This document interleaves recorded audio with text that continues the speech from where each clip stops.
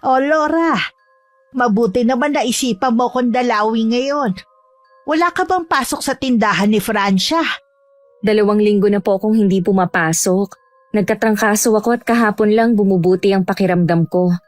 Kaya pala pumayat ka at namumutla pa rin.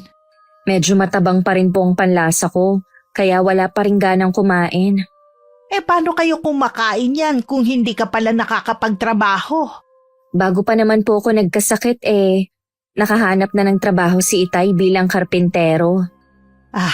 Mabuti naman kung ganon. Ang mga kapatid mo ba tumutulong pa sa inyo? Mula po nung lumuwas papuntang Maynila si Kuya Jeremy, wala na po kaming balita sa kanya. Si ate naman po sapat lang ang sahod bilang kasambahay. Hindi pa kasi nakakapagtrabaho ang asawa niya mula nung maaksidente. Sana dumating ang araw na makaraos kayo ng pamilya mo. Iyan po ang lagi kong ipinagdarasal para sa mga nakababata kong kapatid. Naaawa ako sa inyo Kaya lang wala rin akong magawa para makatulong. Naiintindihan ko naman po kayo, Chang. Tsaka hindi nyo naman kami obligasyon. Gusto ko pa rin makatulong sa inyo kahit papano. Yun pong alam namin na nandyan lang kayo, sapat na yun. Sa maraming pagkakataon naman, dinadamayan nyo kami. Ang nanay mo ba? Ano ang ginagawa ngayon?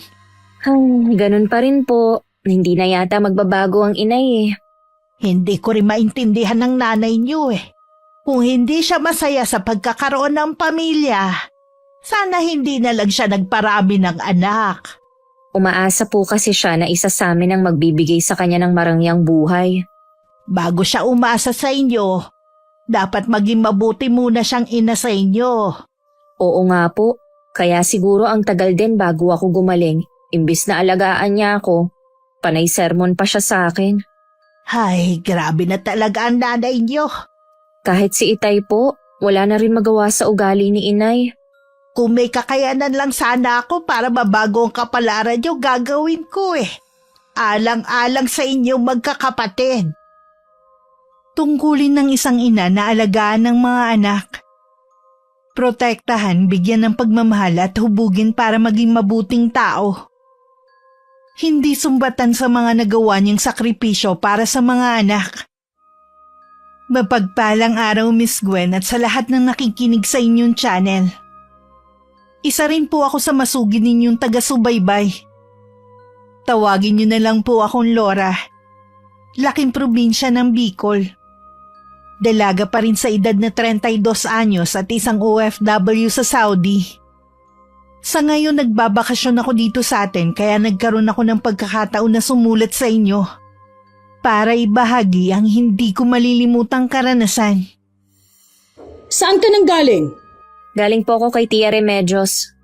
Sa kanya rin siguro galing yung mga dala mong gulay, ano? Opo, Nay. Marami po kasi siyang naani sa mga pananim niya kaya nagpadala na rin siya sa akin. Meron din naman tayong sariling tanim dito sa likod ng bahay natin, Sa totoo lang, napupurga na ako sa kakakain ng gulay. Magpasalamat pa rin po tayo sa biyayang dumarating sa atin. Biyaya na bang matatawag yung mga gulay na dala mo? Para sa akin, ang biyayang sinasabi, yung makawala tayo sa kahirapan. Pwede naman pong mangyari ang gusto nyo kung magsusumikap kayo sa buhay.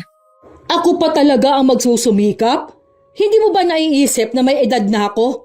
Paano pa ako magtatrabaho, ha? Marami naman po akong nakikita na mga may edad na naghahanap buhay pa rin. Pwede naman kayong magtinda hanggang makaipon ng pangnegosyo. Kung gagawin ko yan, kailan pa kaya ako makakaipon? Baka uugod-ugod na ako, hindi pa rin ako umaasenso. Dapat po noon pa kayo nag-umpisa kung may pangarap pala kayo. Sa tingin mo, magagawa ko kaya yung sinasabi mo, ha? Sa pag-aalaga pa lang sa inyong 6 na magkakapatid, ubos na ang oras ko. Kapag po gusto, maraming paraan. Kapag ayaw, maraming dahilan. Ako nga, tigilan mo sa mga pinagsasabi mo, Laura. Imbis na pumasok ka na lang sana sa trabaho mo, mas inuna mo pang dalawin ang tiyahin mo. Hindi na po ako babalik kay Ate Francia para magtrabaho. At ano naman ang pumasok dyan sa kokote mo para hindi na bumalik sa trabaho, ha? Wala rin naman pong nangyayari sa sahod ko Nagpapakapagod lang ako sa kakatrabaho pagdating ng kinsenas katapusan. Wala naman akong natatanggap na sahod. Anong wala? Naku ikaw, Laura, ha? Sa ayaw at sa gusto mo papasok ka kay Francia. Alam mo namang tatay mo lang ang may trabaho, tapos mag-iinerte ka pa. Hindi niyo po ba narinig ang sinabi ko? Wala rin namang pinatutunguhan ng sahod ko. Imbis na sana dito sa bahay na pupunta, kayo lang ang nakikinabang. Ano ngayon? Nanay mo naman ako, kaya tama lang na akong makinabang sa sahod mo. Ano bang masama doon? Kaya nga po ako naghahanap buhay para makatulong dito sa bahay. Kaso nga lang, sinusolo niyo ang sahod ko. Puro na lang kayo bale. Hindi naman kayo marunong maawa sa akin. Ilang taon na akong nagtatrabaho pero ni isang pirasong damit hindi man lang ako makabili. Natural na magtrabaho ka para sa akin. Baka nakakalimutan mo na ang hirap ko sa pagpapalaki sa inyo noon. Hindi tama na pagdadamutan mo ako ngayon. Kung gusto niyo palang mabili ang mga gusto niyo, sana magtrabaho naman kayo. Hindi ko na nga kaya magtrabaho. Ikaw yatang hindi makaintindi. Hindi na kayo makapagtrabaho, pero nagagawa niyong magbabad sa sugalan. Hoy Laura! Wala akong karapatang sumbatan ako. Anak lang kita.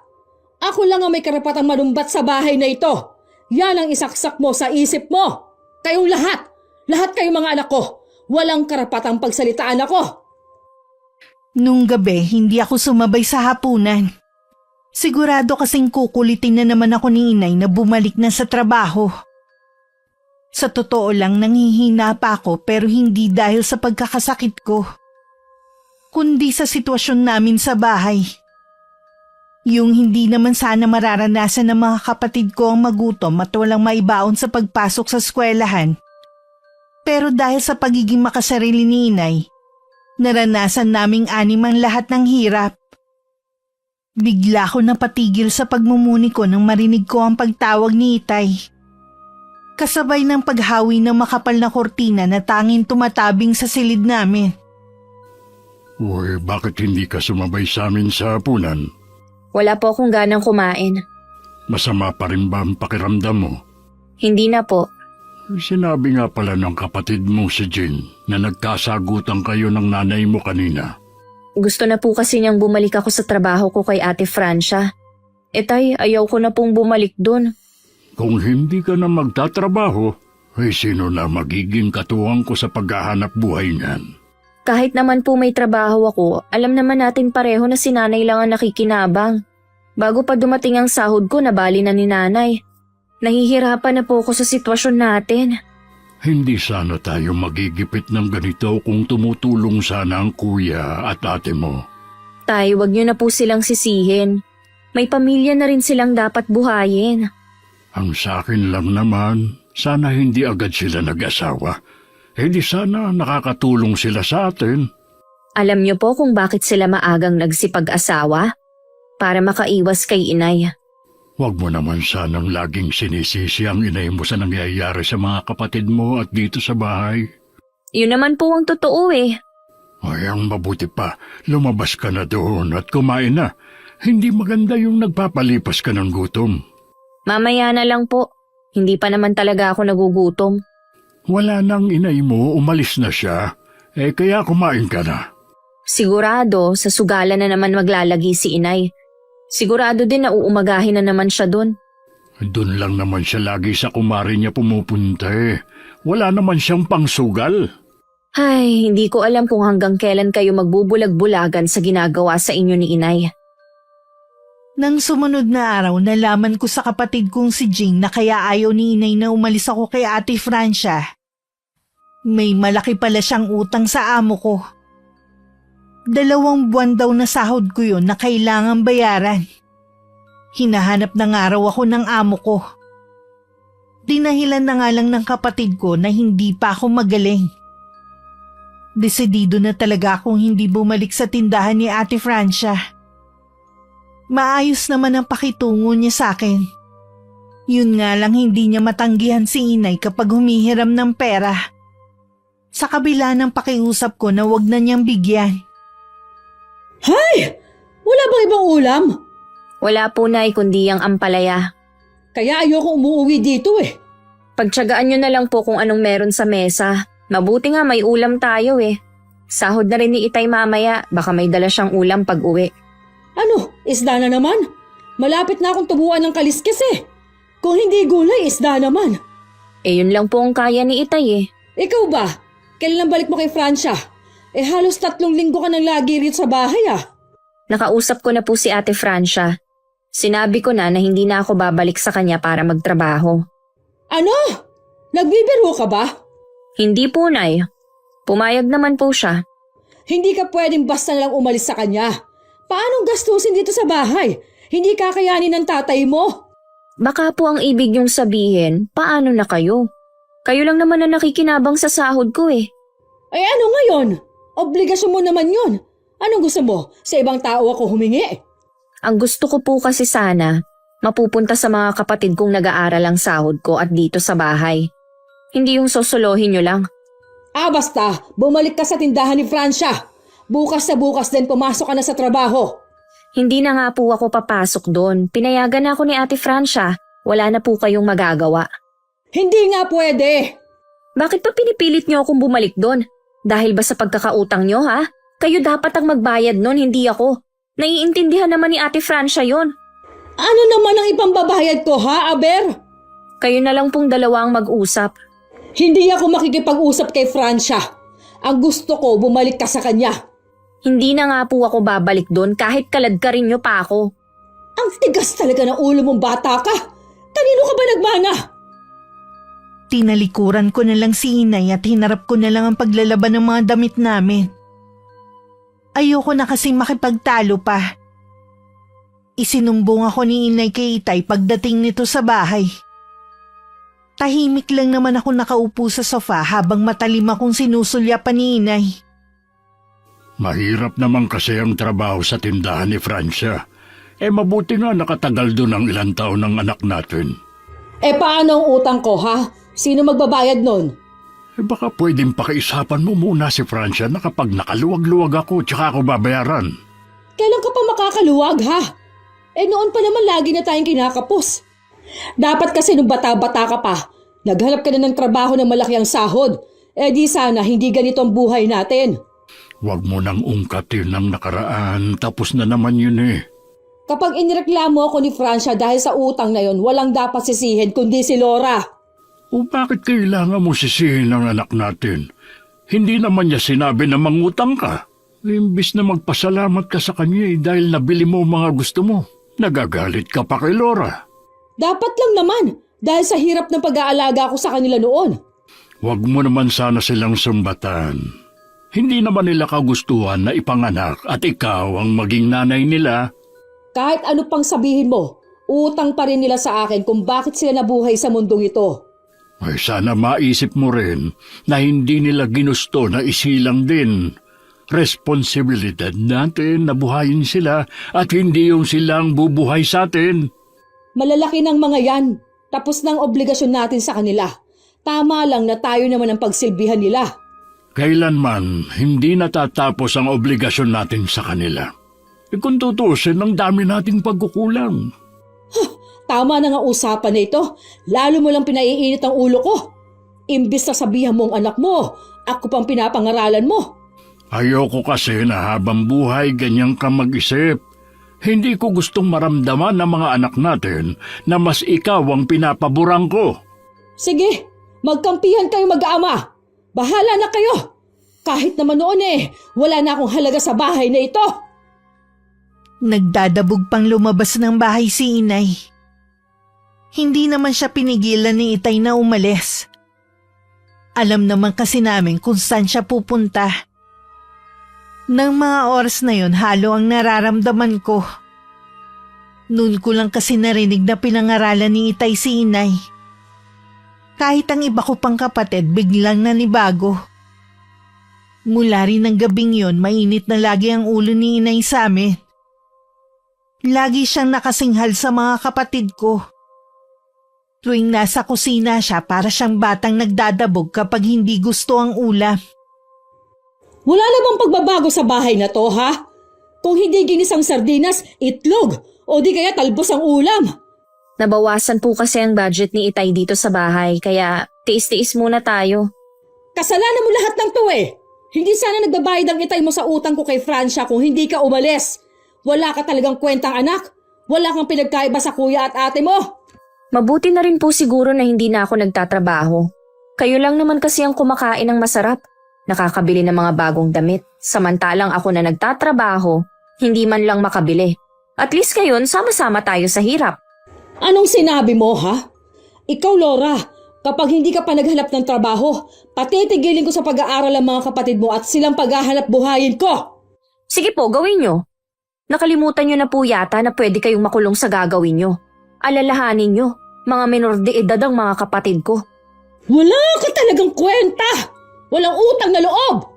Magtatrabaho po ako pero sa pagkakataon to, sisiguruhin ko na sa mga kapatid ko mapupunta ang sahod ko. Talaga bang hindi mo na ako kinikilalang nanay mo, ha? Wala na ba talaga akong halaga sa inyo? Dapat po siguro kami ang nagtatanong niyan sa inyo. May halaga ba kami sa inyo bilang mga anak? Kung wala kayong halaga sa akin, sana nung nasa sinapupunan ko pa lang kayo, ipinalaglag ko na kayo. Buong buhay po namin, hindi namin naramdaman na mahalaga kami sa inyo.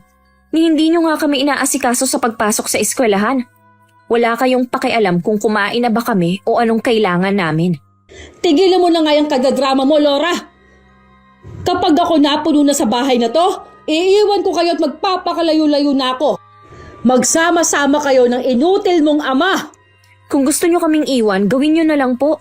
Baka nga magkaroon pa ng katahimikan sa bahay na to kung aalis na lang kayo. Maghintay ka lang. Isang araw, gugulatin ko na lang kayo. Kapag wala na ako, saka nyo na lang maiisip na mahalaga rin pala ako sa bahay na to. Mabuti pa, ipakain mo na sa aso ang ulam ninyo. Kaya ayoko umuwi sa bahay na ito eh. Diyos ko po, kayo na lang ang bahala kay inay. Hindi ko na po alam ang gagawin sa kanya. Hindi ko na lang binanggit kay Itay ang sinabi ni Inay na isang araw lalayasan na niya kami. May kumakalat kasing balita tungkol kay Inay at kay Mang Rigor na kumpare nila. Panay ang dasal ko na sana hindi yun makarating kay Itay.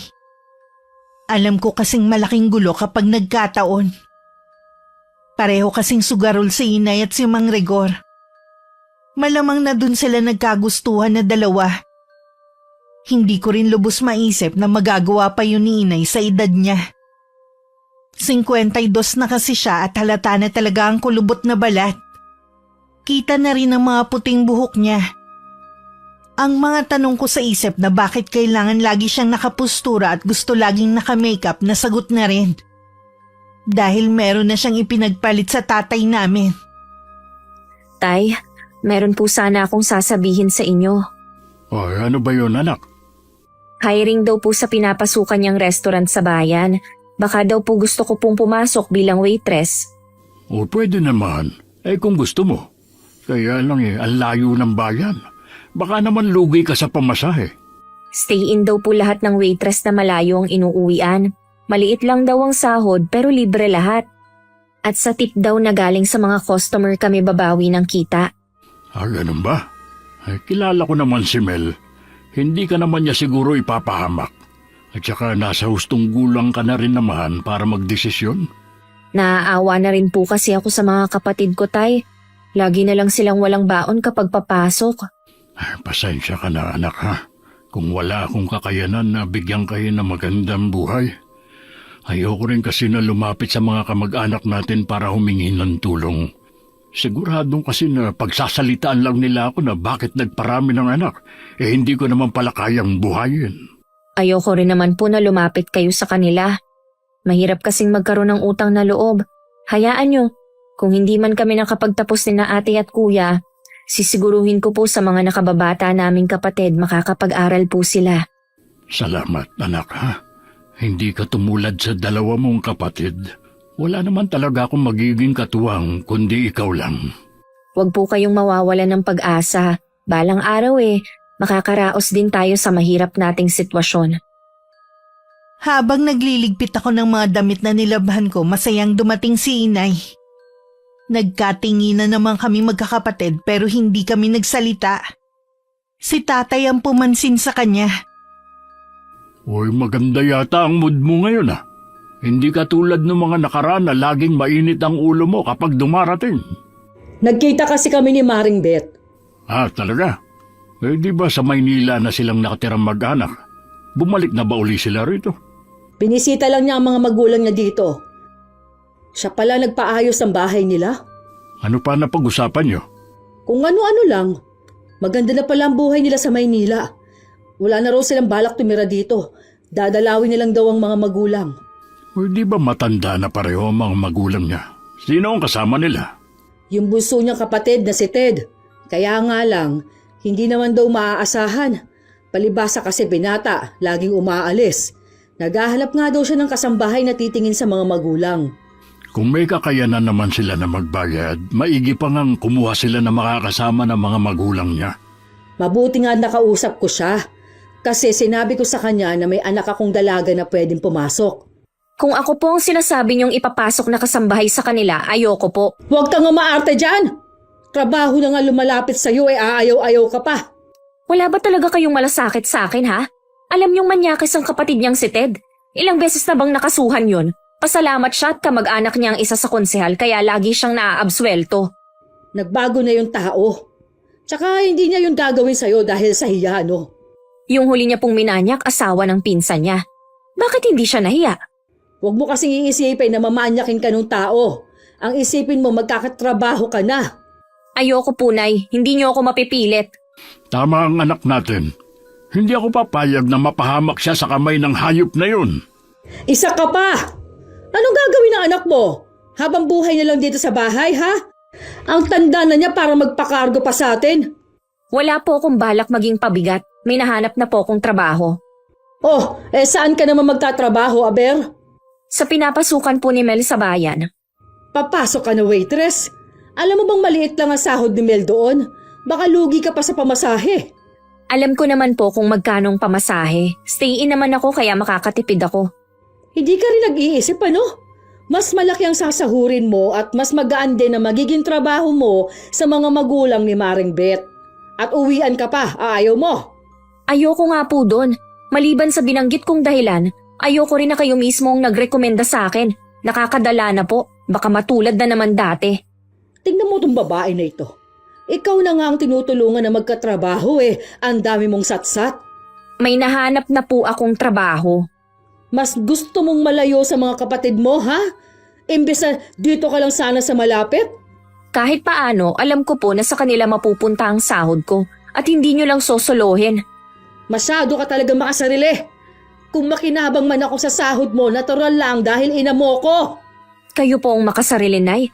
Puro pansariling kapakanan nyo lang ang lagi nyong iniisip. Kaya ko pong magsakripisyo para sa kapakanan ng mga kapatid ko, hindi tulad nyo. Kung magsalita ka, akala mo naman hindi ako nagsakripisyo sa pag-aalaga sa mga kapatid mo. Mas marami akong sakripisyong ginawa kumpara sa'yo.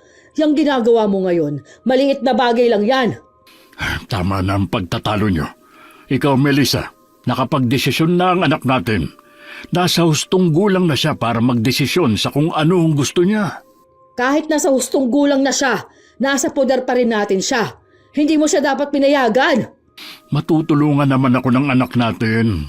Naaawa na rin ako sa mga bata nating anak. Masakit sa akin na makita silang nagugutom at nahihirapan.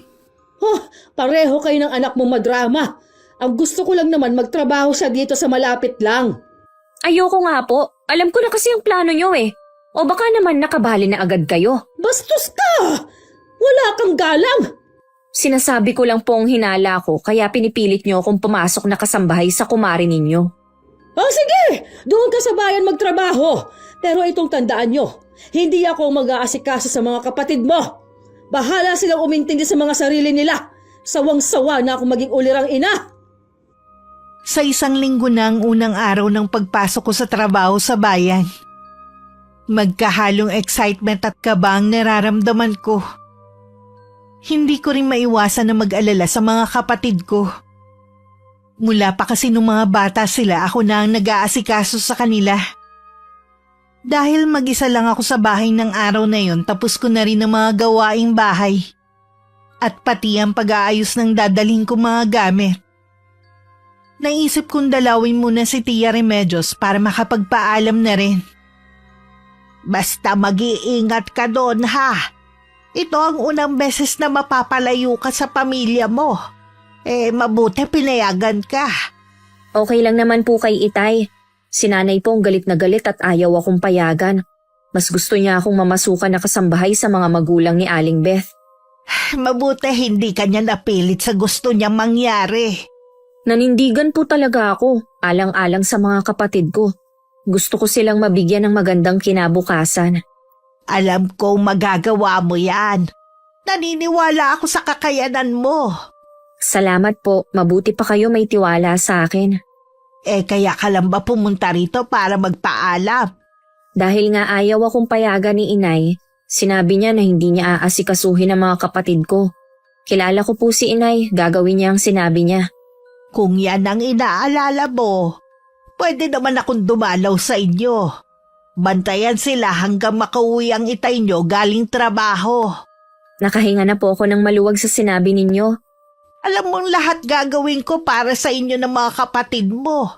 Maliit na bagay lang naman ang pag-aasikaso sa kanila eh. Salamat po, Tia Remedios. Sana kayo na lang ang naging nanay namin. Kahit hindi kayo galing sa akin, higit pa sa anak ang turing ko sa inyo. 2 beses nga pala sa isang buwan ako uuwi dito sa atin. Kung pwede nga lang po sana linggo-linggo na eh. Kaya lang kinsenas katapusan ng sahod ko. Gusto ko kasi na may iuwi akong pera. Sa umpisa, maninibago ka nga lang.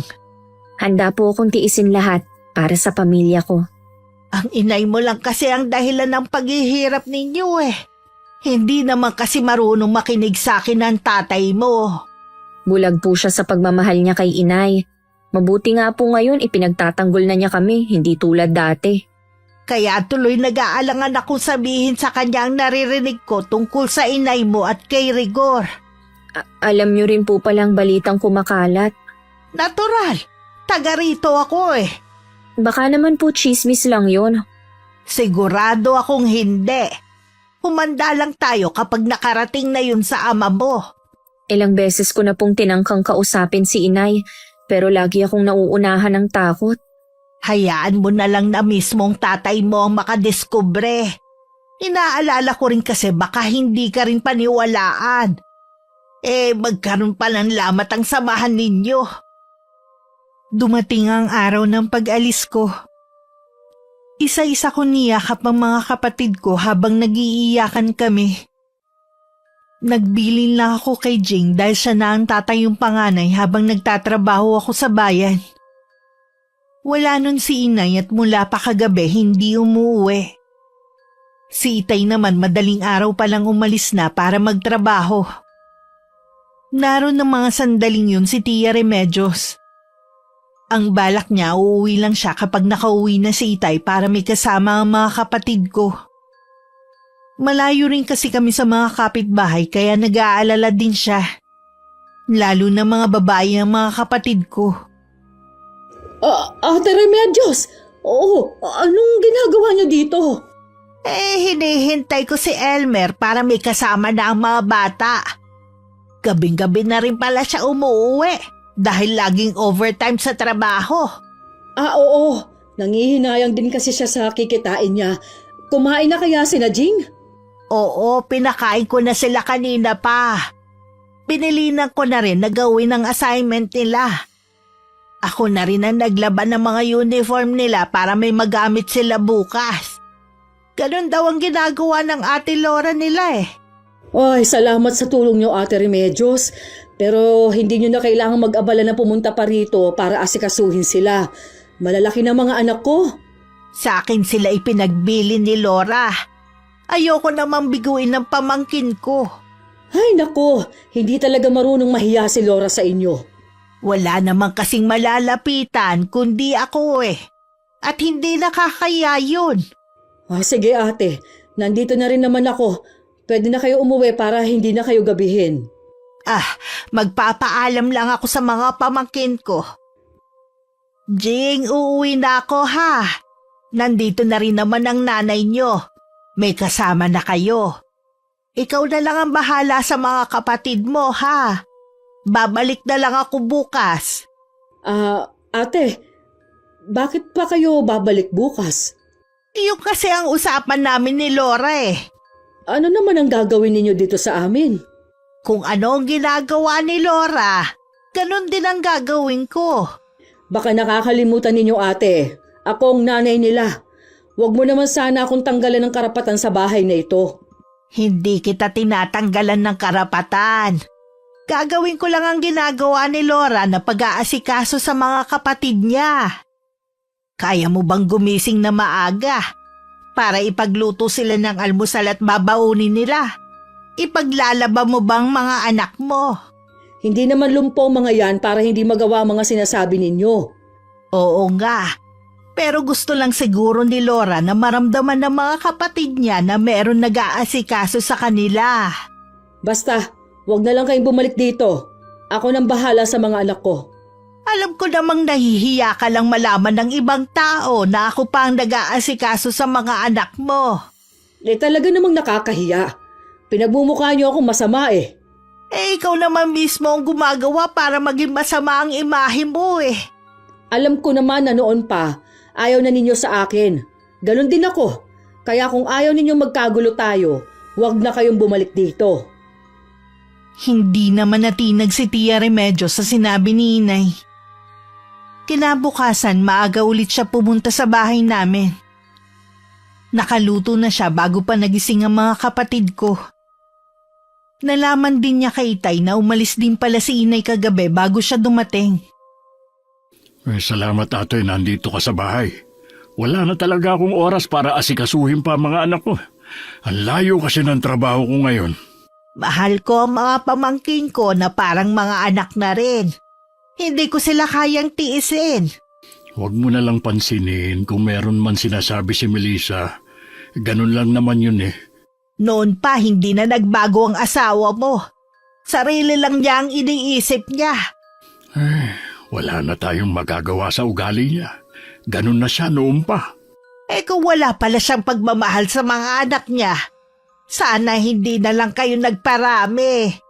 Mahal naman niya mga anak namin sa sarili niyang paraan. Nung maliliit pa ang mga anak niyo, umaasa ko na magbabago pa siya. Pero tingin ko ngayon wala nang pag-asa magbago ang asawa mo eh. Sana lang magawa mong itaguyod mag-isa ang mga anak mo. Huwag mo ibigay sa kanya ang buong sahod mo na pinansusugal lang naman. Kung hindi ko ibibigay, mag-aaway lang kami. Kung ganun ayos lang sa'yo na magutom ang mga anak mo. Nandiyan naman si Laura eh. Alam ko na hindi niya pababayaan ang mga kapatid. Pambihira ka talaga. Hanggang ngayon nabubulagan ka pa rin sa pagmamahal mo sa walang kwenta mong asawa. Ate, huwag mo naman pagsalitaan ng ganyan ang asawa ko. Nasasaktan ako eh. Masigit ka masasaktan oras na malaman mo ang ginagawa ng asawa mo habang nakatalikod ka. Anong ibig mong sabihin? Bahala ka nang umalam. Ipinagkibit-balikat na lang ni Itay ang sinabi ni Tia Remedios.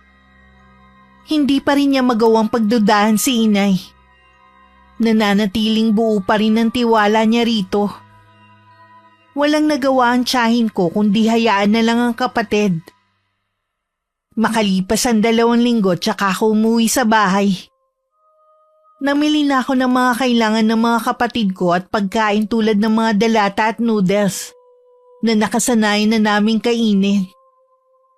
Para bang taon na ang lumipas dahil sobrang pagkasabik ng mga kapatid ko sa akin. Alam mo bang walang bukang bibig ang mga kapatid mo kundi pangalan mo? Lagi ko rin po silang naaalala. Sila ang inspirasyon ko para kayanin ang trabaho ko. Maayos ba naman ang pakikitungo sa'yo ng mga katrabaho mo, ha? Opo, lahat po sila mababait. Tinuturuan din nila ako kung paano ang tamang pakikiharap sa mga customer. Noong una po ilang beses akong nagkamali. Mabuti na lamang at mabait ang boss namin. Ay, mabuti naman kung ganon. Nawala na ang pag-aalala ko sa'yo.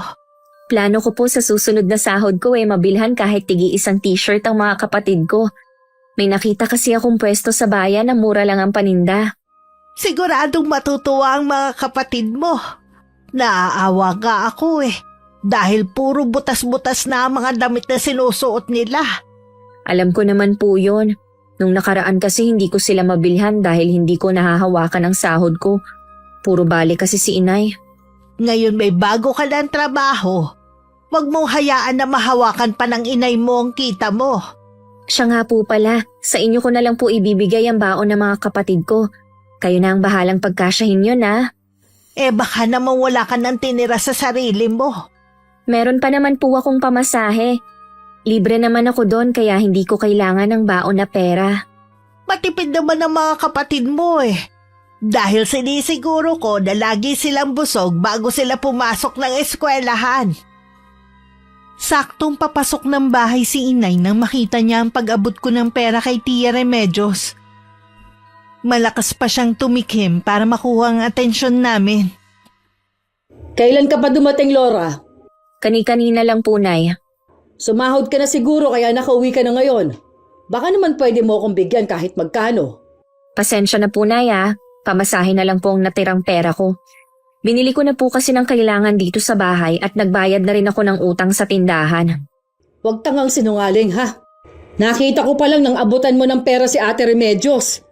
Baon po yun ng mga kapatid ko ng 2 linggo. Bakit kailangan sa kanya mo iwan? Dapat sa akin dahil akong nanay ninyo. Si Tia Remedios naman po ang nag-aasikaso sa mga kapatid ko Kaya ko ring asikasuhin ng mga kapatid mo. Inaagawan lang ako ng papelansyahin mo. Akala ko po ba hindi nyo iintindihin ng mga kapatid ko oras na magtrabaho ako sa bayan? Noon yon. Mula ngayon ako nang mag-aasikaso sa mga kapatid mo. Ibigay mo nga sa akin ate ang perang ibinigay sa'yo ni Laura. Hindi ko ibibigay sa'yo. Dahil sa akin to pinagkatiwala ng anak mo. Kung sasabihin niya na ibigay ko sa'yo, tsaka ako lang gagawin. Laura, kunin mo sa kanya ang pera. Pasensya na po, Nay. Kay Tia Remedios ko lang pwedeng ipagkatiwala ang pera na para sa mga kapatid ko. Tingin mo talaga sa akin walang kwentang ina. Wala ka talagang utang na loob. Pagkatapos ng lahat ng sakripisyo ko sa inyo nung mga maliliit pa kayo. Hindi niyo po kailangan magalit. Hindi naman namin pinakikialaman ang pera ni Itay. Sa inyo naman po napupunta yon. Sana naman wag niyo nang pakialaman ang para sa mga kapatid ko. Kulang nga ang ibinibigay ng tatay mo. Sa tingin mo kaya hihingi ako sa iyo kung sapat yon? Maliit lang po ang sahod ko. Nagtsatsaga lang ako para sa mga kapatid ko. Puro ka na lang mga kapatid mo. At paano ako na nanay mo? Hindi ka naman ganyan dati Siguro kung anong panunulso ang ginagawa ng tiyahin mo sa'yo. Wala pong sinasabi si Tia Remedios laban sa inyo.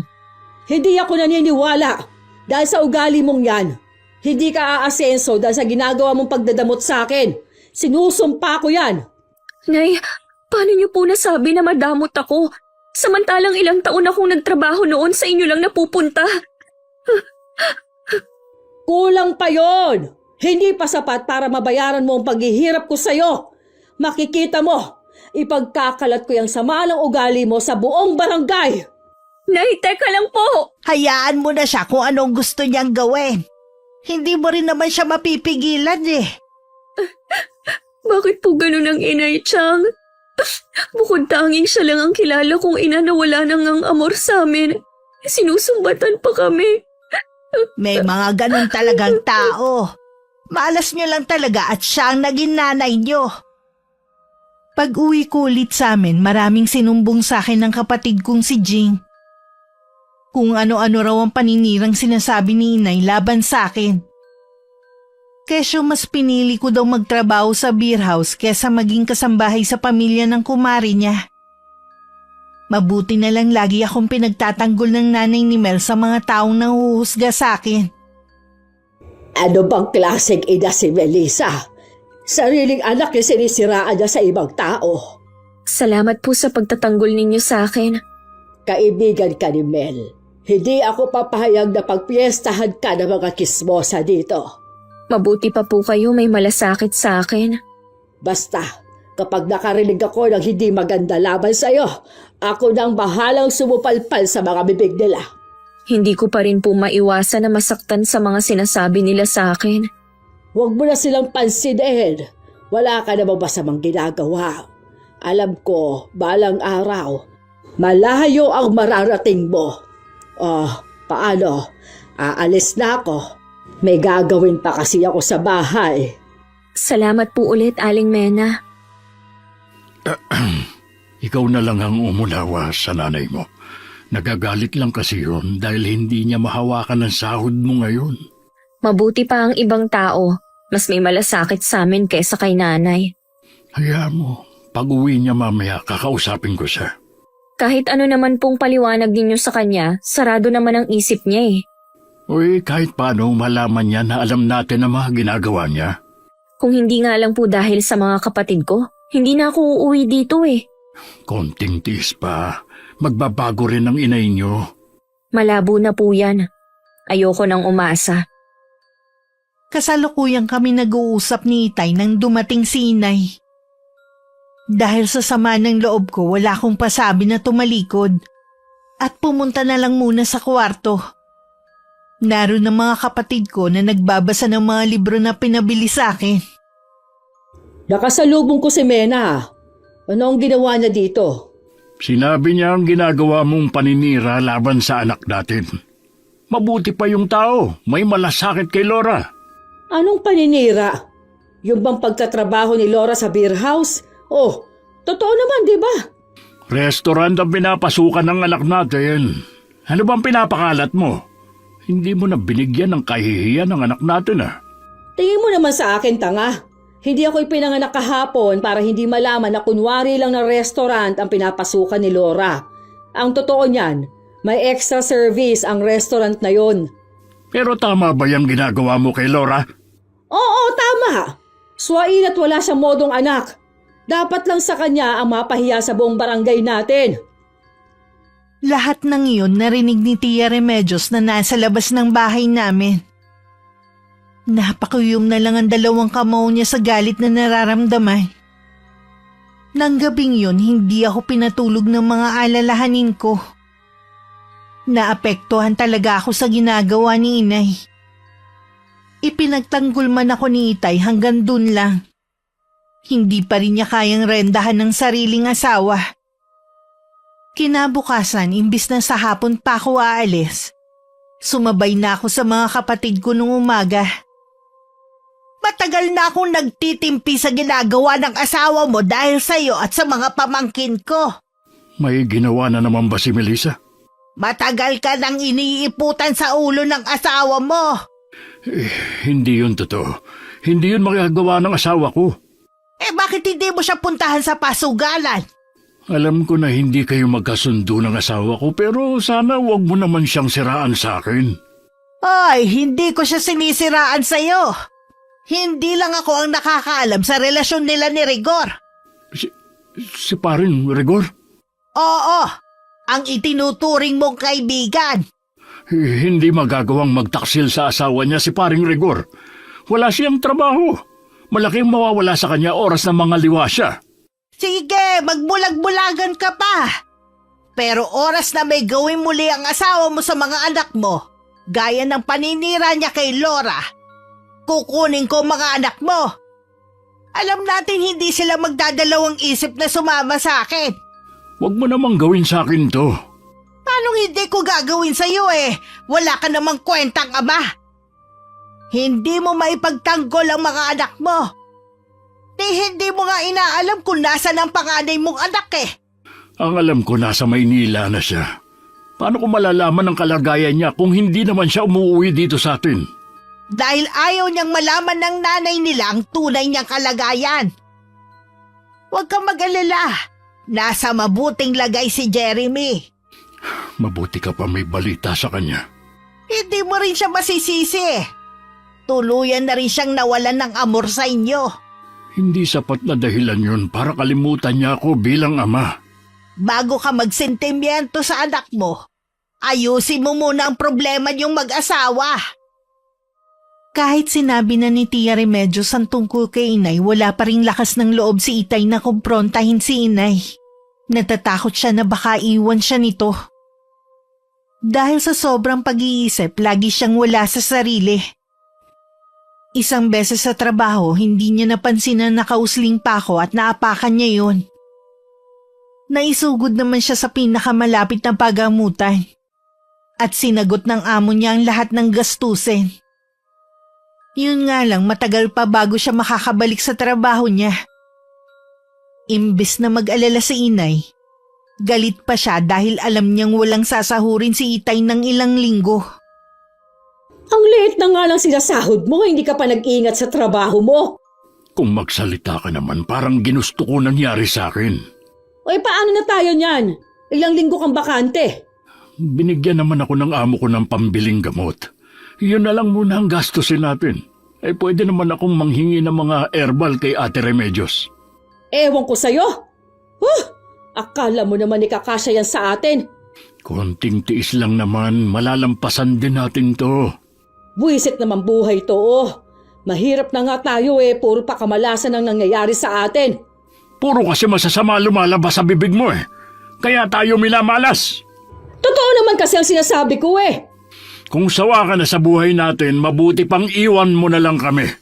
Malapit ko na talaga yung gawin, kaya wag mo akong hinahamon. Siguro meron kang pinagyayabang, kaya mo yan sinasabi. Dahil sawang-sawa na ako sa buhay na ibinibigay mo sa akin, yon ang dahilan ko. Imbes na kasi nadamayan mo kung nagagalit ka pa. Nakalimutan mo na ba ang pangako natin sa isa't isa nung kinasal tayo? Ikaw na lang nakakaalala sa bagay na yan. Kung kaya ko lang ibalik ang nakaraan, hindi ako magpapakasal sa'yo. Diyan ka na nga, sinira mo na ang araw ko. Alam ko naman kung bakit mo yan nasabi. Dahil may iba ka na. Nang makauwi ako sa amin, tsaka ko lang nalaman ang nangyari kay Itay.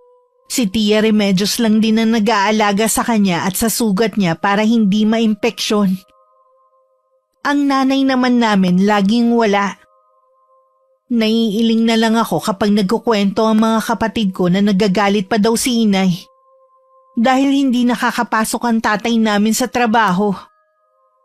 Gusto ko sanang umabsent muna sa trabaho pero inaalala ko naman ang gastusin sa bahay. Mas lalo kaming mahihirapan lalo na walang trabaho si Itay.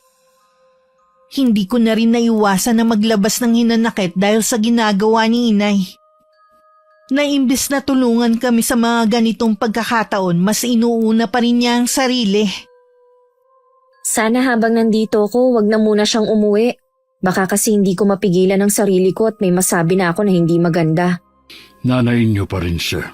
Hindi dapat mawala ang respeto niyo. Sumusobra na po kasi siya sa mga ginagawa niya sa atin.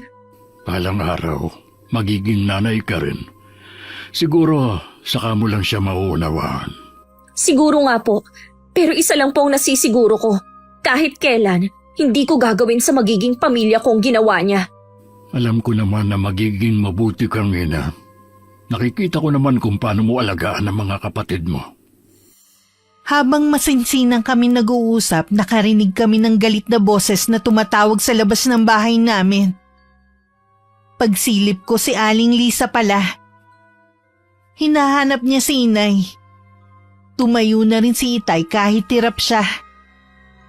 Kagabi pa hindi umuwi si Melissa. Ano bang kailangan mo sa kanya, Mare? Alam mo bang may relasyon sila ni Rigor, pare? Matagal na nila tayong niloloko. Mabuti na lang bigla ko umuwi at napatunayan kung totoo ang nakarating na balita sa akin. May nakapagsabi nga sa akin pero dahil sa kalagayan ko, hindi ko naman makumpirma kung totoo nga. Ako na nagsasabi sa'yo na totoong may relasyon silang dalawa. Nahuli ko mismo silang magkapatong at sa kubo pa namin. Anong sinabi mo? Binugbog ko nga si Melissa. Kung hindi lang ako naawat, hindi lang yun ang aabuti niya sa akin. Hayop siyang makatipa siya sa higad. Hindi kaya magkasama na sila ngayon? Kung wala dito ang malandi mong asawa, malamang totoong nagtanan silang dalawa. Hahanapin namin siya ng mga anak ko. Pakiusap lang sana, Mare. Huwag mo na siyang saktan. Ayoko mangako pare dahil sa ginawa nila sa akin. Hanggang nasa puso ko ang galit, hindi ko sila titigilan. Tay, ano pong gagawin natin? Nasaan na kaya si Inay? Totoo kayang nagtanan sila ni Mang Rigor? Hindi ko alam, Laura. Pero kailangan natin siyang hanapin.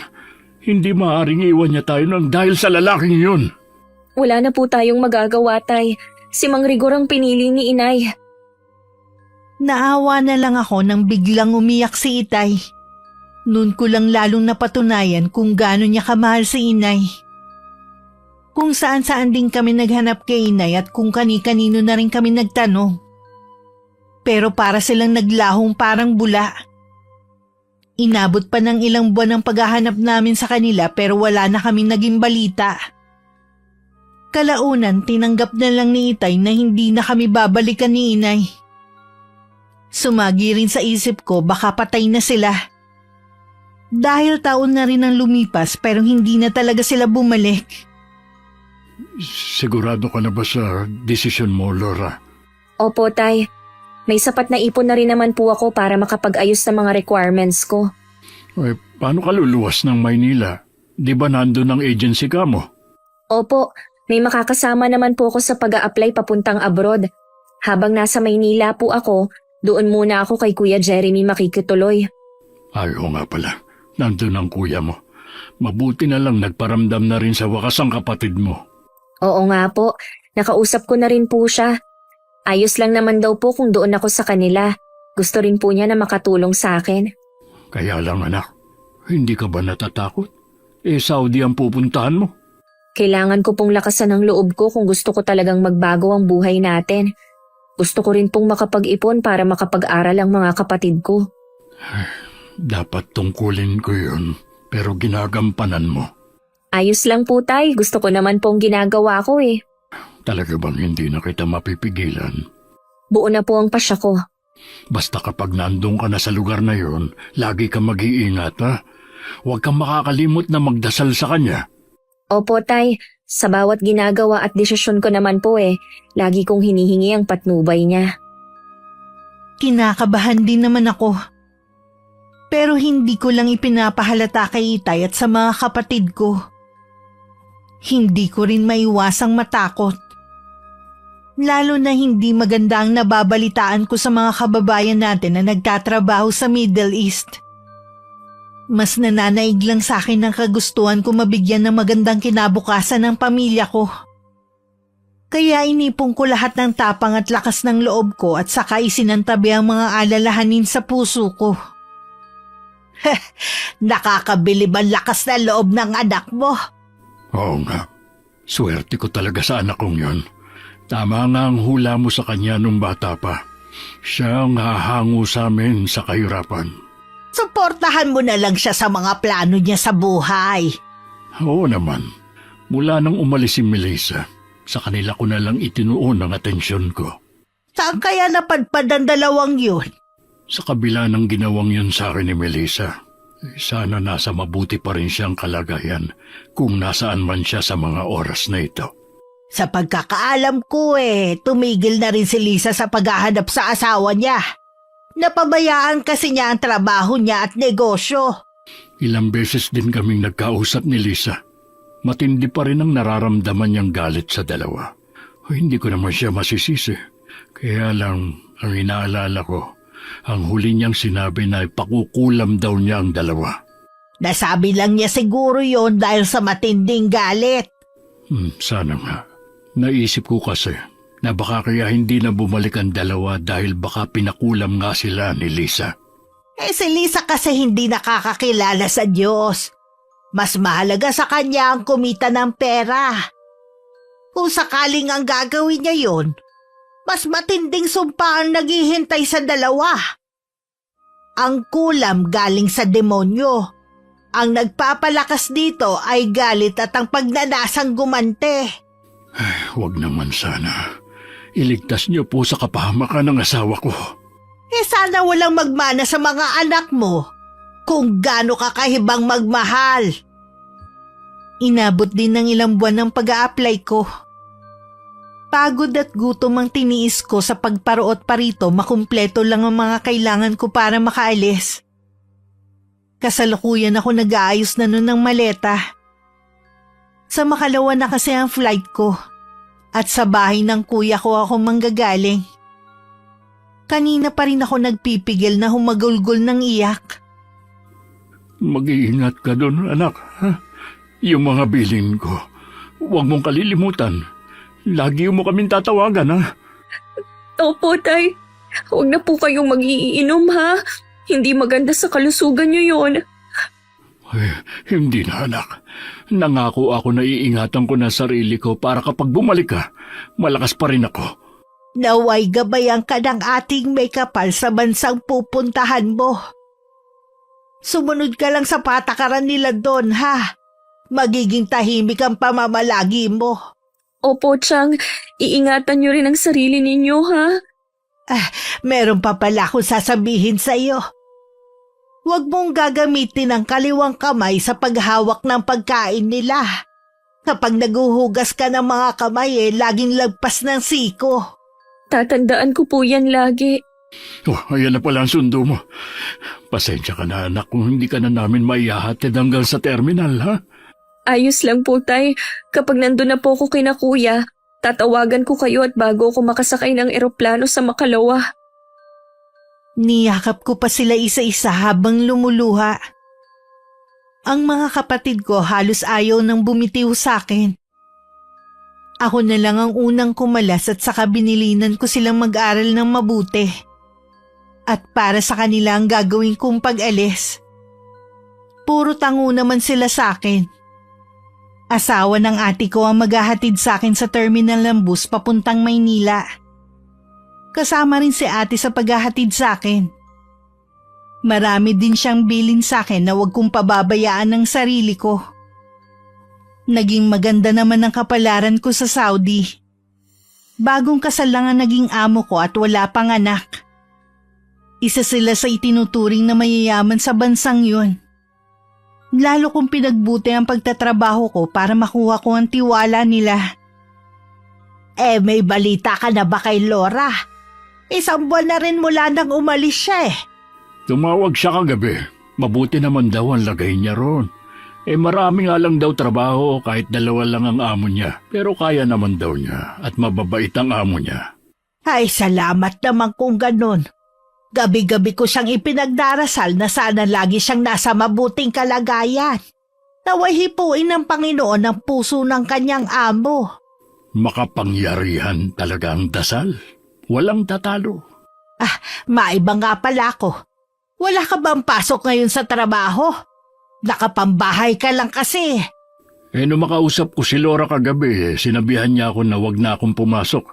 Siya na lang daw ang bahala sa amin. Sabi ko nga, dapat siguro mag-ipon muna siya. Sabi niya, makakapag-ipon naman daw siya. Nakikita kasi ng anak mo na nahihirapan ka na rin mula nang mapako ang paa mo. Pagbibigyan ko siya.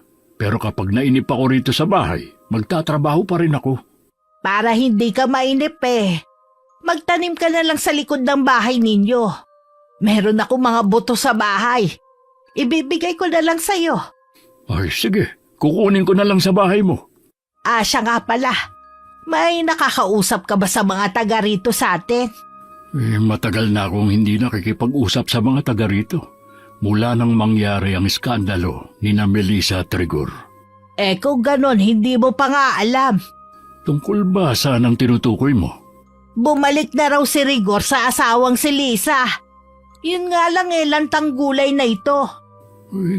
Kailan pa siya bumalik sa asawa niya? Hindi ko alam. Kahapon ko lang nalaman na nasa bahay na ulit siya ni Lisa Si Melissa kaya nasaan?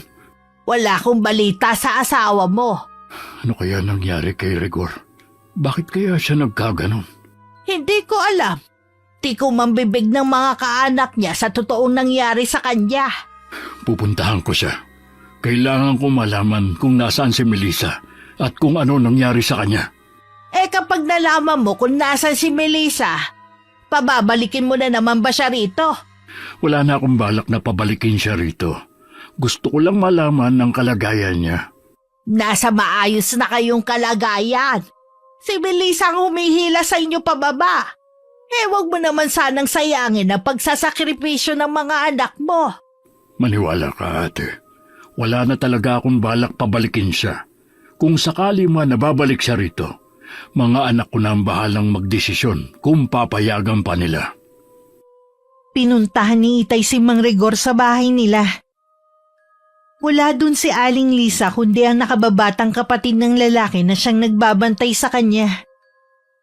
Hindi maiwasan ni Itay na maawa sa kalagayan ng dating karibal. Butot balat na lang kasi ito at may mga sugat din ng balat. Mata na lang nito ang gumagalaw. Naiiyak pa yun na nakatitig sa kanya. Parang may gustong sabihin. Sinubukan naman niyang kausapin ito pero tumulo lang ang luha. 2 araw pagkatapos ng pagdalaw ni Itay kay Mang Rigor, nabalitaan na lang niya na binawian na ito ng buhay. Para bang hinintay ka lang niya na dumalaw bago siya pumanaw? Siguro nga. Tumulo pa nga luha niya nang kausapin ko siya. Baka nagsisisi na siya sa ginawa niya sa iyo. Yun nga ang naramdaman ko.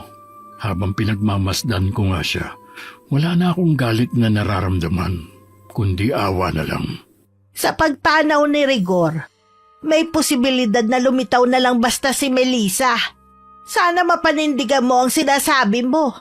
Lagi mong isaksak dyan sa kukote mo ang ginawa niyang pagpapabaya sa inyo at kataksilan niya. Hindi ko yun makakalimutan. Tsaka kinausap na rin ako ng mga anak ko dahil nakarating na sa kanila ang nangyari kay Rigor. Ayaw na nilang bumalik pa dito ang nanay nila. Mabuti pa ang mga anak mo Alam mo makakabuti sa pamilya niyo. Ang ayoko lang sana yung mawala ang respeto nila sa nanay nila. Nanay pa rin nila si Melissa, kaya hindi yung mawawala. Ang gusto siguro nila yung hindi na nila makakasama sa bahay. Sila ang prioridad ko, kaya sila ang masusunod. Sadyang sinusubok ang tatay namin kung tutupad ba siya sa pangako niya.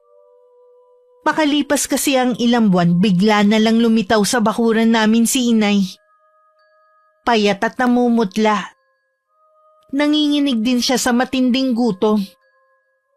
Dahil sa awa, pinatuloy siya ni Itay at binigyan ng makakain. Hindi naman yun nagustuhan ng mga kapatid ko kaya nagsumbong kay Tia Remedios. Ayaw din nilang umuwi ng bahay hanggat naroon ng nanay namin. Bakit ba ganun ko umasta ang mga anak natin? Nakalimutan na ba nila na nanay pa rin nila ako? Hindi mo sila masisisi pagkatapos ng ginawa mo. Wala kasi ako nung pagpipilian Natatakot ako na ipakulong mo kami ni Rigor. Alam mo bang patay na si Rigor? Oo, alam ko. Ako din ang tumawag sa pamilya niya kung saan siya matatagpuan. Hindi ko na kasi alam kung paano siya aalagaan. Ibang klase ka rin no? Pagkatapos mo siyang pakinabangan, basta mo na lang pinabayaan. Mahirap na desisyon ang ginawa ko, pero yun lang ang alam ko na makakabuti sa kanya. Alam ko na mamamatay na siya. Dapat lang na isauli ko siya sa pamilya niya para makasama niya ang mga yun. Ano ba naging sakit ni Rigor? Bakit siya naging lantang gulay? Wala siyang sakit. Kinulam siya, kaya siya nagkaganon. Ilang albularyo na ang nilapitan ko pero hindi nila mapagaling si Rigor. May idea ka ba kung sino ang pwedeng kumulam sa kanya? Ang asawa lang naman niyang may matinding galit sa amin. Bakit ka pa bumalik? Wala na ako ibang mapuntahan. Nagmamakaawa ako sa iyo. Patawarin mo na ako.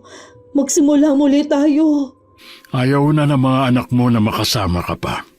Maayos na ang lagay namin mula nung iwan mo kami. Asawa mo pa rin ako. Huwag mo naman akong pabayaan. Ako nga pinabayaan mo na nung mga panahon na kailangan kita Pinagsisisihan ko na talaga yun. Pangako, magbabago na ako. Dahil mahal pa rin ng tatay namin si Inay, tinanggap niyang muli ito sa bahay namin. Pero hindi ang mga kapatid ko. Sila na lang ang nagparaya at tumira kay Tia Remedios. Kahit ako nang malaman ko, hindi ko rin nagustuhan. Hindi ko na lang muling tinawagan si Itay para malaman niya ang malaki kong pagtatampo sa kanya. Pera ba ang iniabot sa'yo ni Jing? Oo, nagpadala na kasi ang ate nila. Doon pa rin ba sa restaurant nagtatrabaho si Laura? Siguro malaki ng kinikita niya. Kahit kasi hindi ka magtrabaho, nakakabili tayo ng kailangan natin. Wala na siya roon. Nasa abroad na siya nagtatrabaho. Ano? Nasa abroad na pala si Laura. Di malaki na talagang kinikita niya. Di ba dapat sa'yo siya nagpapadala dahil ikaw ang ama? Mula nang malaman niya na bumalik ka, kay ate na siya nagpapadala at si Ate Remedios naman ang nagbabudget. Pambihira ka naman. Bakit ka pumahayag? Siguradong mas malaking nakukuha ng kapatid mo kesa sa ibinibigay sa'yo. Wala na akong magagawa sa bagay na yan. Ako naman ang sumira ng tiwala nila sa akin eh. Kung galit sila sa akin, sabihin nila lang harapan. Akala mo kung sino na sila. Nanay pa rin nila ako, kahit ano pa ang ginawa ko noon. Pwede ba, Melissa? Makontento ka na lang kung anong ibigay sa atin. Baka kakareklamo mo, hindi na tayo bigyan ni Laura. Ipinaglalaban ko lang kung ano ang karapatan natin. Tayong naghirap sa mga anak natin. Lalo na ako. Kaya tama lang na tayong makinabang sa kanila at hindi ang kapatid mo. Babalik na lang ako sa pagtatrabaho kung hindi sapat sa iyo ang binibigay ni Laura. Pakiusap lang. Huwag mong guguluhin ang mga anak natin. Pero hindi nakinig si inay. Nang minsan wala si Itay sa bahay, umalis siya saka pumunta sa bahay ni Tia Remedios. Mula doon ang mga kapatid ko. Ang tanging naiwan sa bahay ay ang tiyahin ko. Anong ginagawa mo rito sa bahay ko? Ang laki na kaagad ang ipinagbago ng bahay mo. Hindi naman kasi ito dating ganito nung huli kong makita. Dito ba napupunta ang perang ipinadadala ng anak ko? Paano ko sabihin kung dito ka? Dahil yun ang kagustuhan ni Laura. Ang maging komportable ang mga kapatid kahit papano. Nasaan ang mga anak ko? Wala sila rito. Pumunta sila sa bayan dahil kailangan magpa-enroll ni Jing sa kolehiyo. Mag-aaral pa siya eh. Mag-aasawa rin lang naman siya. Sayang lang ang pera. Wala ka nang pakialam doon. Hindi mo naman perang ginagastos ah. May pakialam ako dahil nanay pa rin nila ako. Maaaring sa'yo sila lumabas pero kahit kailan, hindi ka naging ina sa kanila. Nasaan ang mga gamit nila? Iuuwi ko na sa bahay. Sa ayaw at sa gusto nila, doon na sila uuwi. Hanggang diyan ka na lang. Hindi ka pwedeng basta na lang pumasok sa mga kwarto dito. Hindi ako makakapayag na ikaw lang ang makinabang sa padala ni Laura. Hindi ba binibigyan din niya kayo? Ano pa bang gusto mo? Kulang yon. Hindi sapat para makabayad sila sa akin. Napakaswapang mo talagang ina. Bakit kasi bumalik ka pa? Wala akong pakialam sa opinyon mo sa akin. Basta akong makikinabang sa pera ni Laura. Sabi mo sa anak ko, kung ayaw nila manggulo ako, uuwi sila sa bahay. Nang makaalis si inay, bumakas ang matinding galit kay Tia Remedios. Tumaas baba din ang dibdib niya dahil sa nararamdaman. Agad siyang nagsara ng buong bahay at tinungo ang sariling silid. Mula dun kinuha ang libretang itim na matagal na panahon nang iniingatan. Sana hindi na ako nagdalawang isip no na pareho kayo ni Rigor na parusahan. Walang kasing itim ang budhi mo, Melissa. Sa pagbabalik mo, muli mo lang sisirain ang kinabukasan ng mga pamangkin ko. Hindi ko yun mapapayagan. Nagalit naman si Itay nang malaman na pumunta si inay sa bahay ni Tia Remedios. Alam niya kasi na lalo lang nitong palalalain ang sitwasyon. Dahil hindi mapilit ni inay na umuwi ang mga kapatid ko sa bahay namin, araw-araw siya nanggugulo sa bahay ng tiyahin namin. Minsan pumunta siya doon, hindi niya nadatnan si Chang. Hindi niya akalain na matutuklasan niya ang matagal ng lihim ng tiyahin ko. Diyos ko, sa mangkukulam ang mga kagamitan na ito. Hindi kaya siya ang kumulam kay Rigor? Baka balak na rin niya akong kulamin. Hindi ko akalain na may malagim palang lihim si Ate Remedios. Nang mahimasmasan, mabilis na siyang lumabas sa bahay na yun. Yun na rin ang huling pagtungtong niya sa bahay ni Tia Remedios. Ang lagi na lang niyang kinukulit ay si Itay na pauwi na sa bahay ang mga kapatid ko. Para mapilitan daw akong sa kanila ipadala ang pera. Tumigil ka na. Hindi mangyayari ang gusto mo. Delikado na doon tumira ang mga anak natin. Bakit mo naman naisip na delikado? Dahil mangkukulam si Ate Remedios. Natuklasan ko ang sikreto niya. Pati ba namang kapatid ko sisiraan mo, ha? Maniwala ka sa akin. Mangkukulam ang kapatid mo. Mula pagkabata, magkasama na kami ni Ate Remedios. Mas kilala ko siya kesa sayo. Kaya tumigil ka na kung ayaw mong ako mismo ang magpalaya sa'yo sa bahay na ito. Maniwala ka sa akin, Elmer. Kung gusto mo, puntahan mo siya. Hindi ko gagawin yan para saktan ang kalooban ng kapatid ko. Nakaramay ko na mula pa noon. Bakit ayaw mo akong paniwalaan? Asawa mo ko! Yun na nga eh. Asawa kita. Kaya kilala na kita na mahilig gumawa ng kwento na ikasisira ng ibang tao. Ang anak nga natin ang isa sa mga naging biktima mo noon eh. Sa pagkakataong ito, hindi ako naninira lang. Nagsasabi ako ng totoo. Ang mabuti pa, kunin mo na mga gamit mo at umalis ka na sa bahay na ito. Ayoko! Hindi mo ito magagawa sa akin. Kung ayaw mo maniwala, edi wag. Pero hindi ako aalis sa bahay na ito. Dahil masama ang loob ko sa ginawa ng aking ama, tiniis ko na hindi umuwi sa loob ng 3 taon. Pinilit lang ako ng amo kong babae na magbakasyon. Dahil gusto niya kasi na kapag nakapanganak siya, ako ang mag-aalaga sa anak niya. Matagal ko nang tinanggap na hindi na ako magkakaroon ng sariling pamilya. Na mag-aalaga na lang ako ng anak ng iba. Nang makatuntong ako muli sa bahay ng tiyahin ko, doon ko napagtanto na namimiss ko na ng sobra ang pamilya ko. Alam po ba ni Itay ang pagdating ko? Oo, iha. Kaya lang hindi niya maiwan ang inay mo eh. Pinagbabawalan po ba siya ni Inay na pumunta dito? Hindi naman. Kaya lang kasi matagal nang may sakit ang inay mo. Po, ano pong sakit ng Inay? Hindi matukoy ng mga doktor eh. Ilang beses na siyang dinalaw ng mga kapatid mo. Hindi kita pipigilan kung gusto mo siyang makita. Siya ang dahilan kung bakit matagal akong umuwi. Hindi ko alam na daratan ko siyang may sakit na.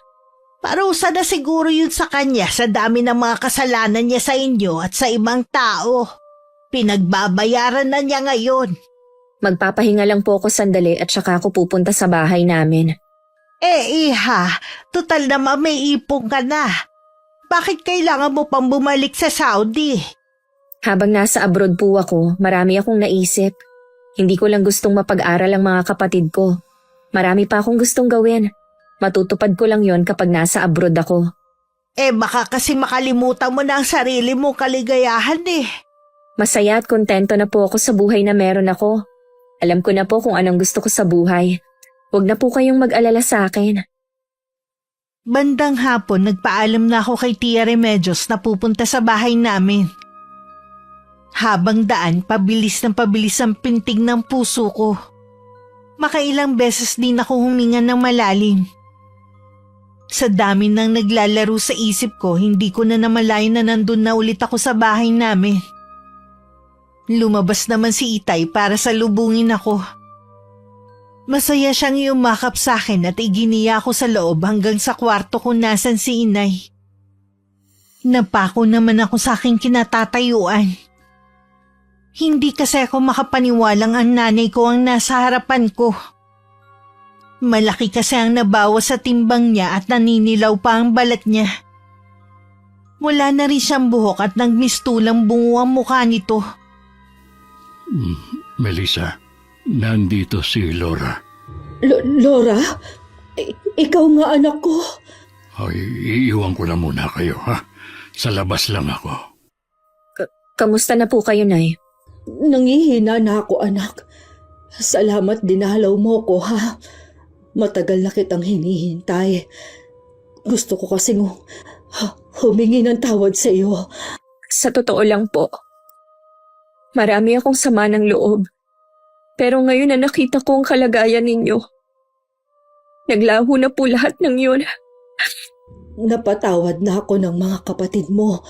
Magagawa mo rin ba akong patawarin? Opo, Nay. Patawad ko ngayon lang ako nakauwi. Nay, ipagagamot ko po kayo hanggang sa gumaling kayo. Hindi na, anak. Masaya na ako na makita ka at napatawad na rin ako. Pero Nay, gusto ka pa namin makasama ng matagal. Isinupo ko na sa Panginoon ang buhay ko. Kung hanggang dito na lang ako, maluwag ko yung tatanggapin. Ano po ba ang sakit ninyo? Walang nakakaalam. Baka katulad ng naging karamdaman noon ni Rigor. subukan pa rin po natin na patingnan kayo sa doktor. Itabi mo na lang ang pera mo para sa mas mahalagang bagay. Meron sana akong hihilingin sa'yo kung maaari. Ano po yun, Nay?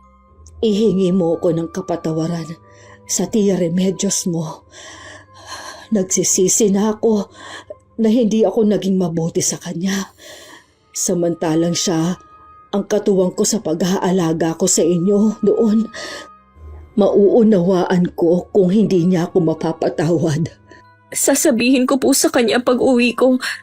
Magpalakas po kayo, Nay. Gusto ko pong bumawi sa inyo ni Tay. Maraming beses ka nang nakabawi sa amin, lalo na sa akin. Sapat na yon, anak.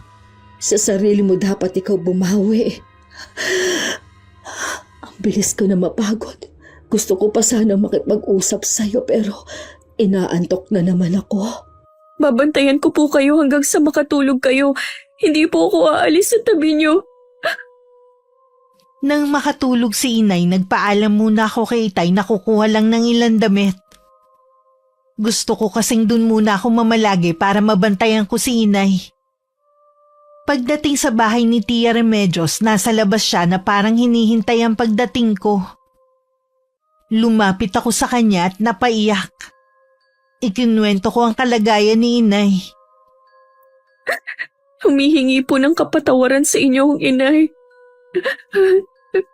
Akala ko wala sa bukabularyo niya ang paghingi ng tawad. Nagbago na po siya. Nakakalungkot lang na kailangan muna siyang magkasakit ng malubha para maisip ang mga mali niyang ginawa. Gusto mo ba siyang gumaling, iha? Opo, Chang. Hindi ko kaya kung mawawala siya sa amin. Ay, may gusto kong ipagtapat sa iyo. Ano po yun? Walang sakit ang nanay mo. Isinumpa ko lang siya para magkaroon ng karamdaman sa pamamagitan ng orasyon. Marunong po kayong mangulang? Oo. Walang nakakaalam sa kakayanan ko ito kahit ang itay mo. Isang matandang babae na tinulungan ko noon na nagturo sa akin gumamit ng itim na kapangyarihan. Bakit niyo po ginawa yun kay inay? Ginawa ko yun para maipaghiganti kayo sa kalupitan niya. Sana kasi hindi na lang siya bumalik rito. Kayo rin po ba ang kumulam kay Mang Rigor?